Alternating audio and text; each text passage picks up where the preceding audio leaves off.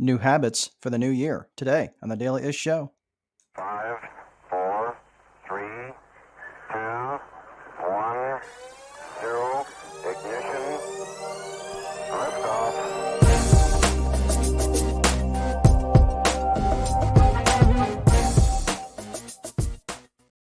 Hey everyone, welcome to the Daily Ish Show, a show not just for rental housing providers, but anyone out there looking for more white space on your calendar, especially for those of you who are small business entrepreneurs or really anybody. Today, specifically anybody looking to maybe formulate new habits. That is going to be about recognizing habits. Obviously, new year, new you coming into 2023, coming out of 2022. And one of the things that we're going to be talking about today is habits and new habits for the new year. So let's get right into it.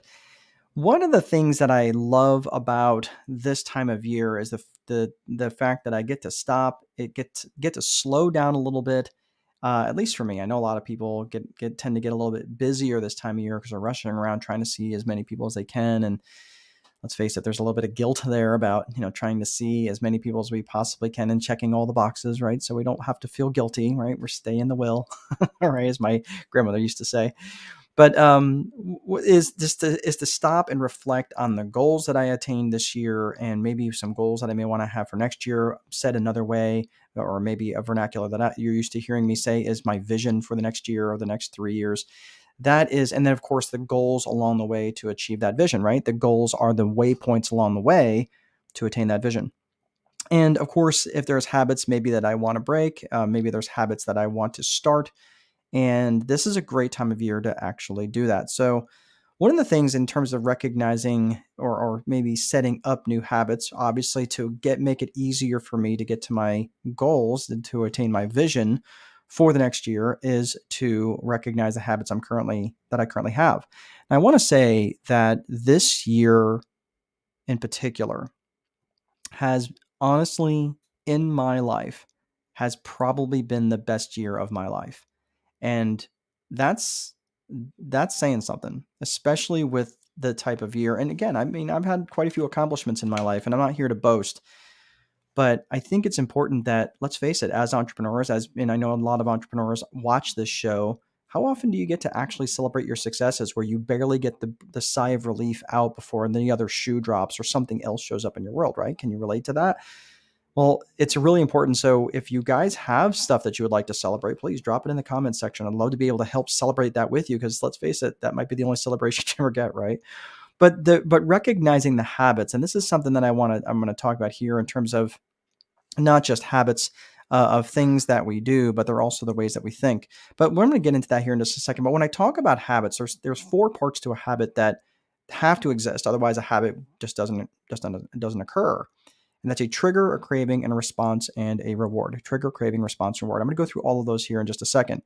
But the thing is, it is important to recognize that habits are not just the things that we do, right? You might think, well, man, I wish he would quit picking his fingernails, or, whatever the thing is that he's doing or she's doing, or leaving his dirty underwear on the floor or whatever. It's not just the things that we do, but habits are also the way that we think. And changing habits, if you are about changing your habits, it's difficult to do if you don't even know that they exist. For example, some of you now, the habits that we do, the physical things that we do, we may just recognize that it's a habit. But there's also habits, again, in terms of the way we think about, maybe you have a habit of being in a bad mood. Or maybe you have a habit of always tearing someone else down and you don't even realize, or a habit of being sarcastic and you don't even realize that you're doing it. All right. So let's talk about that in terms, and let's pick apart the four parts of a habit in terms of a trigger, craving, a response, and a reward. So now that you can start to maybe pay attention to the habits that you are have a habit of being in, right? Or things that you do, or maybe the ways that you think. But now you can maybe start to do something about that. So let's talk about a trigger.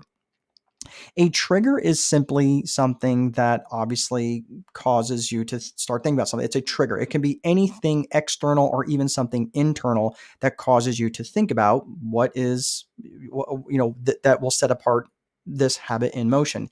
Keep in mind, you may not even be aware of the trigger. Okay, so a trigger is just it kind of starts the whole thing in motion. It's either an external stimulus or maybe an internal stimulus. Maybe it's something, maybe it could be a trigger that is caused by hunger or sleepiness or something along those lines. But there's always a trigger, and a trigger we're going to talk about here in a second is always related to either a time and or location, one of those two things, and or it could be a combination of those two things. Once you have a trigger, the trigger sets things in motion. All right. Then you have a craving.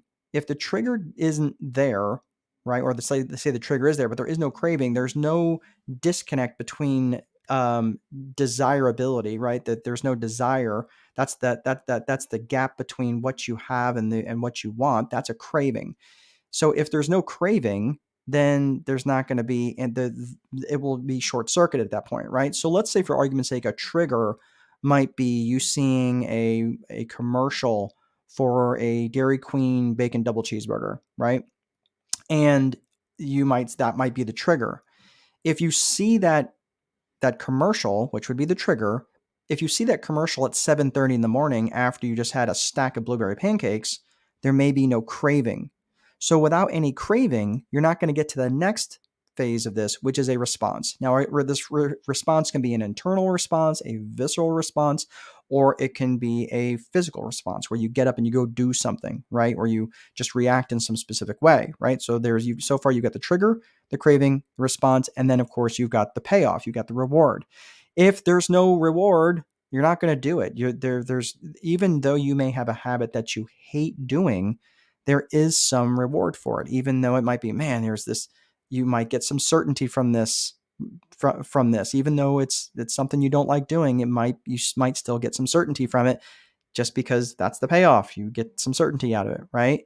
Now let's go back to the trigger, right? So the trigger, like I said, is always tied to a time and location. It's kind of funny because my dad, and those of you who might remember back in the old days, my dad had this gigantic Lincoln Mark V. It was back in the early or late 70s. Gigantic Lincoln Mark V. And one of the things he would often do is he kept his Benson and Hedges lights in his pocket, and he would sit in the car, stick the key in the ignition, poke the black cigarette lighter, right? Remember back in those days, and it would punch it in, and he would get his cigarettes out, put a cigarette in his mouth from the pack, put it back in his pocket, and then by the time he did that, the cigarette lighter would pop out and he would light. It was part of what was called, what we'll refer to as a habit chain, right? But here's the thing: is that trigger was always tied to a time and or location. The time was generally in the morning, and the location was in the vehicle. So for him to break the habit of lighting up a cigarette, it was really, really difficult because he always did it during the same time and or location, right? So that's important for you to recognize. Again, if you're going to look to change, especially derail any habits, you've got to recognize the triggers, right? So in this particular case, he never recognized the trigger. And as a result, it was very, very difficult for him to not smoke when he was in his vehicle. Now, here's the interesting thing is that, again, we talked about the trigger, the craving response, and the reward. The reward from one habit, from the previous habit, can become a trigger for the next one. Okay, so keep in mind the reward from the previous habit can become the trigger for the next thing. What that does is it creates a habit chain. Okay, so why is that important? Well, as we head into goal setting season, right, I want you to start to recognize that you have a series of habit chains. So let's do something universal that everybody has every day. We generally start the morning doing the same things, right? We wake up, we roll over, as soon as our feet hit the floor, we eventually make our way to the bathroom, go take care of nature, and then from that point on, we either start the shower, we go lay back down, we get the coffee going, or whatever. But that starts an existing what's called a habit chain. Okay, so recognizing if you're going to start a new habit, you have to recognize that willpower is not enough. It's not an endless battery. So the best way to do this is to recognize an existing habit chain that you currently have, like, for example, that you've got this habit chain in the morning. So what you might want to do is start a new link in an existing habit chain. So follow me here for just a second. Instead of, let's say for argument's sake, that you want to work out in the morning, all right? And you've identified this existing habit chain that you currently have. So instead of, after you go to the bathroom, instead of reaching in and grabbing the shower and turning it on, you reach over and you've already pre-staged your workout clothes there on the vanity. So now all you're doing is inserting a new trigger, a new link into an existing habit chain. So you go, you put on your workout clothes, you go to drive to the gym, you come back and you pick up that habit chain right where you leave off, and then you go right into the shower, right? So this is important when you're setting your triggers. Now, your triggers, keep in mind, are always set to time and or location. So when you're setting your gym clothes out there, what are you setting? You're setting the environment up. You're setting yourself up so you're controlling your triggers. You're controlling the environment. So you don't say, well, yeah, I'll work out in the morning, but yeah, I'm not really. I mean, a lot of times when people reach out to me because they know I've written a book, they're like, yeah, I really want to write a book someday. I'm like, oh, well, when is someday? Someday is not a day on the calendar. Like, oh, how far along are you? Well, I really haven't started on it. I'm like, okay, well, what if you were to say something like this? Tomorrow, I will write my book for 1 hour at 3 p.m. on Saturday at the coffee shop, right? That ties in a specific action to a time and a location, right? Does that create a new trigger? Could that create a link in an existing habit chain that you could start out and keep going? Yeah, sure. It sounds like it, right? Because lots of times it's not because people are lacking willpower, but they're lacking specificity. So if you can be specific in your triggers, you're much more likely to hit a habit and can continue on to a new habit in the new year. So hopefully this is helpful for you as you're creating new habits. I've got a comment here. Let's see. I know that this coming year I will have a contractor's license and insurance. I haven't had those before, not because not required on the level where I'm at where I live. Okay, well, Andrew, um, honestly, the main thing for you, that's fantastic. It sounds like you just got to be really intentional about whatever study that you might have to do, whatever you might have to engage in to make that happen. Yeah, it sounds like you can easily do that. But again, this is all stuff that's related to habits that might require you to get up a little bit earlier to maybe do some study or whatever that is going to be. But yeah, I don't question that you're going to be able to get that done, Andrew. If you need any help, feel free to reach out. I'll be happy to help you any way that I can for sure. So if you have any questions or if there's anything I can help you with, please feel free to reach out to me at landlordcoach.com. And please be sure to place value on your free time, because if you don't, someone else will. And most important, there is no amount of money that will make time irrelevant. Have a great rest of your day. Have a great weekend. We'll see you next time.